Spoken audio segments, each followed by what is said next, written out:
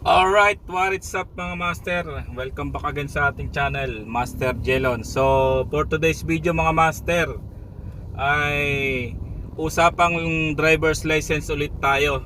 So, sa mga hindi pa nakakaalam na kung may expired na or na-expired na ang inyong lisensya, ay dapat nyong malaman ito. Bago ang lahat, kung hindi pa kayo nakapalo sa ating channel at kung nanonood kayo sa Facebook page, i-follow nyo lang, at kung nasa YouTube channel kayo ay subscribe lang mga master. So ayun nga, ang usapan natin dito ay usapang lisensya at ang expiration nito. Alam nyo ba na ang lisensya na mag-expired or na-expired na mula April 5, 2023 at mag-expired hanggang April 4, 2024 ay mayroong extension na binigay ang ating LTO. So kung na-expired na ang inyong lisensya noong April 5, 2023 ay pwede nyong hindi muna ito i-renew dahil nga sa extension na binigay ng LTO. At yung mga may expired hanggang April 4, 2024 ay pwede nyong hindi muna i-renew ang inyong lisensya. Ito ay valid gamitin hanggang sa sinabi kong petsa. Ginawa ang memo na to dahil nga sa kakulangan ng supply ng card na ini-issue nila, no? Pero kung gusto nyo namang mag-renew ay pwede naman mga master, dahil panigurado na yung mga nakapag-renew na ang uunahin na issuehan ng mga card kapag nagkaroon na sila ng available na card at meron na sila supplier na nakuha.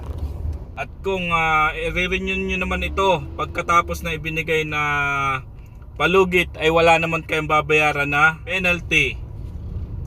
So ang tanong, kung na-expired ba ang inyong lisensya nung or bago mag-April 5, 2023 ay kasama ba ito sa extended? Hindi po. So kung na-expired ang inyong lisensya bago mag April 5, 2023 at hindi nyo pa nare-renew hanggang ngayon ay hindi po ito kasama sa ibinigay na extension.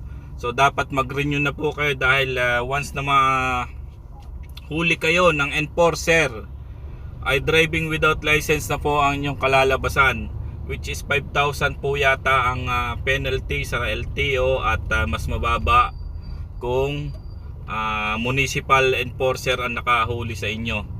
At kung kayo ay mahuli na hindi nyo pa nare-renew ang inyong lisensya ay ipakita lang ang memo na ilalagay natin sa comment section para maiwasan ang pangingikil or maling paghuli sa inyo ng mga enforcer, no? So pag pinilit nila na tikitan kayo or much worse na i-impound ang inyong sasakyan dahil nga driving without license na pag kayo ay expired license. Alam ko pag expired license ang huli ay yung iba ini-impound ng sasakyan kasi nga wala ka ng karapatang mag-drive, pero yung iba tinitikitan ng expired driver license lang.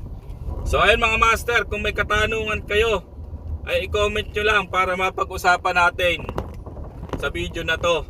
At hanggang sa muli, drive safe always. Let's go Master Jelon.